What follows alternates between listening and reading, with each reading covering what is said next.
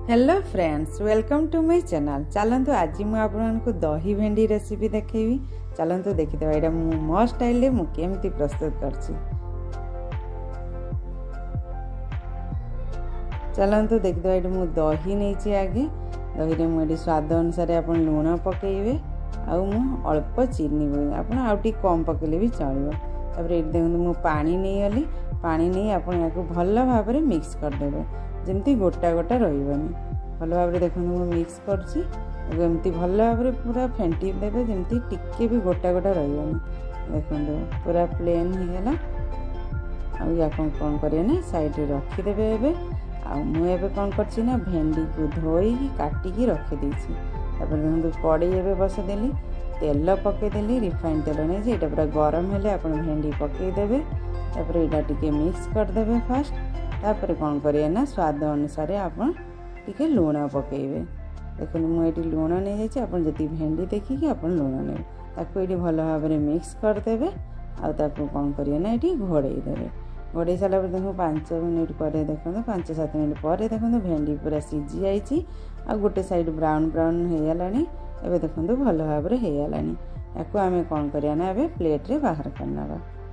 देखो मुझे प्लेट रे काटदेली या 5-7 मिनिट टिके हल्का पूरा ठंडा होगले कौन करें ना दही रे मिसेबे।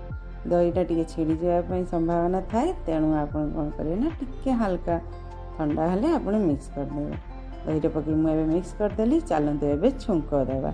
छुंक में कौन यूज करछि चलतु देखीदेवा।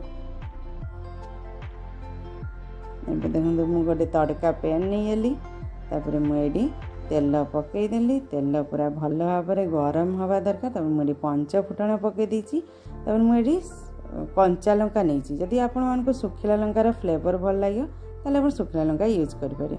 मुझे कड़ी पत्ता नहीं जाइए देखो मुझे पकईदेली पूरा भल भाव पूरा फुटीगले कंचा लंकार फ्लेवरटा ही मत भल लगे। तर आपण कंचा लंकार बनई देखूँ मत खाई कमेंट रे जानवे केमती लगुच।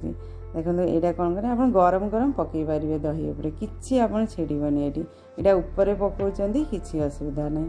देखो ये पूरा गरम गरम मस्त यार गोटे माने बास्नाटा ही भल आसे पूरा खुशबूटा बहुत स्मेल बहुत जबरदस्त आसे पूरा कंचा लंकार क्या आपन को जदि सुखिला लंकार फ्लेवर भल लगे भल लगे ताहले आपण पकातु किसी असुविधा नहीं। देखो यहाँ पूरा रेडी अरुआ भात सहित खाइबे गरम गरम भात सहित खाइबे बहुत टेस्टी बहुत सरल बहुत इजी रेसिपी। आप यहाँ बनातु थे खाई देखु मत कमेंट सेक्शन में निश्चित जनइबे। Thanks for watching my video. जय जगन्नाथ। पुणी देखा नेक्स्ट रेसिपी रे। बाय।